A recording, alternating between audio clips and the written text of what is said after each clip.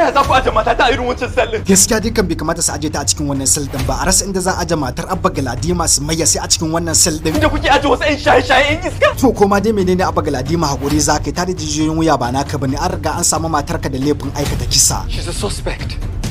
She hasn't been convicted of committing any crime. Yanzu fa maganar kisan nan da ake zargin Sumayya ta yi dole fa sai maganar nan ta je kotu fa ko? Bai kamata maganar nan ta je kotu. To ako gaskiya tunanin da nake ina ga dole sai maganar nan ta je kotu. Dan Allah a kashe maganar nan daga wajen 'yan sanda. To ni ma dai ina ganin hakan yafi kawai. To kai Ismail ka dai ji abin da Abba ya ce wai ya kamata a kashe maganar nan kawai daga gurin 'yan sanda ba ma sai an je kotu ba. Saboda baka dauki laifin komai ba ai.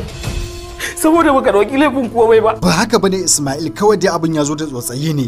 To amma kai yanzu haka ke so ai yanzu ya za a yi kenan. Already police suna nan suna jira mu a waje. To tunda dai an yi haka 'yan sandan nan sun zo kuma sai an je kotun nan to kawai a sa mata handcuff mana kawai a wuce da ita. Dan Allah ka ku sa mata handcuff. Kamar ya ka a sa mata handcuff Abba. Amma wannan alfarma ka ku sa mata handcuff. Allah sarki Abba Galadima duk ya bi ya rude gaba daya. Ai kai baka san lamarin manya ba. Kai dan baka hulɗa da su. Yawwa Baba Daudu dama ina neman ka wato kana nan ma ka miƙe kafa kai baka san ma abin da ke faruwa ba ko to dubuwar ka gani zaka ga ana ta postin cewa Sumayya ta kashe Shamsiya a gidan sarkin Gabas. La ilaha illallah Muhammadur Rasulullahi sallallahu alaihi wasallam. Yawwa ai ni dama na san baka gani ba yanzu dai gashi nan ka gani ko gashi nan ana ta postin cewa Sumayya ta kashe Shamsiya a gidan sarkin Gabas. Sai idan maganar nan ta tabbata shikenan ba maganar mota.